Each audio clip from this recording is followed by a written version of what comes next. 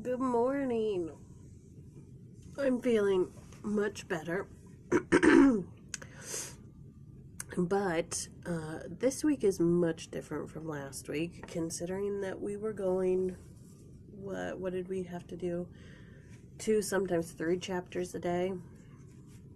Now we're going just like 4 chapters this week, so it's split up much differently. 2 chapters a day last week, 2 verses 1 through 15 today. Chapter 26, verses 1 through 15. What do you get out of 15 verses? Well, since it's not Isaiah something. In my supplemental, it's talking about verse 7. Sorry.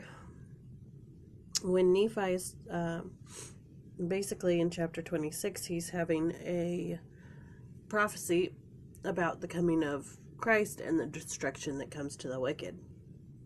And he says, "Oh, the pain and the anguish of my soul for the loss of the slain of my people."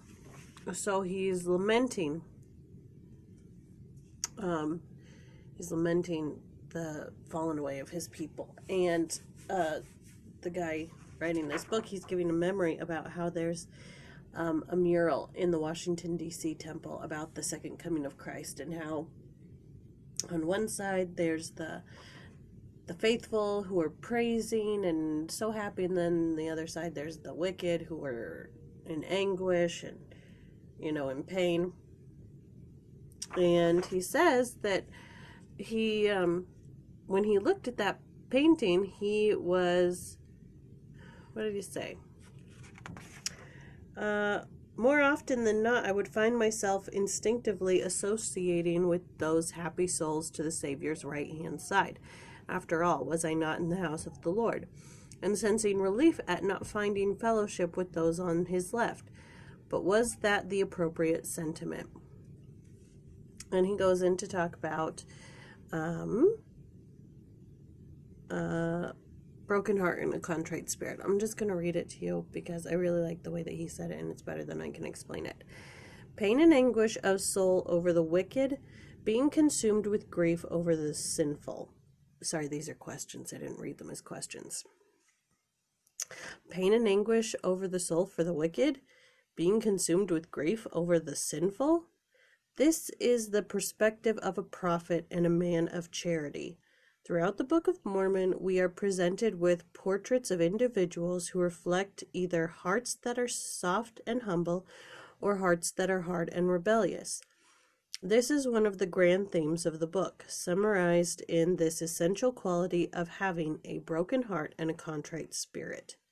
We are prone to think of this phrase as pertaining to our inward humility and contrition of the soul before our Father in heaven, and so it does. But does the phrase not also refer to the quality of heart we bring to bear in our relationships with others, in our ability to suspend judgment and exercise service-minded forbearance when others seem to stray or fall short in some way? Does a broken heart not also mean broken over the loss of blessings that others seem to relinquish when they wander into forbidden pathways? Does a contrite spirit not also imply being consumed with grief over the suffering that others must go through based on their choices? Is this compassionate quality of soul not a quality of the disciple of charity? And I wrote that down in my scriptures because I have pride issues. No doubt about it. I judge quite a bit, and I think I lack empathy a lot. I'm like, it's their choice.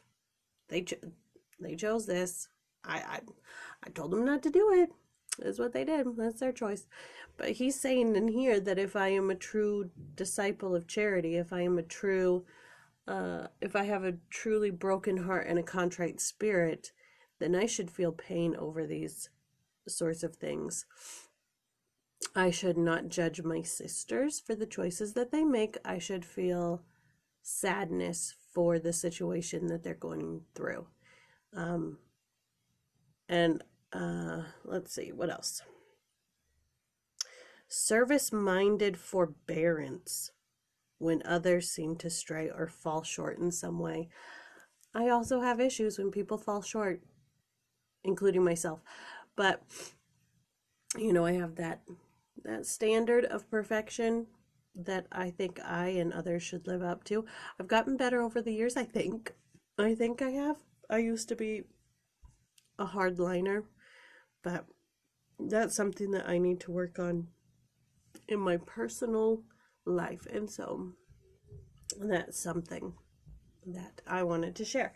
So yeah, all I did was verses 1 through 15. That was my reading today. So that's what I got from it. And I hope to hear from you all. Have a good day.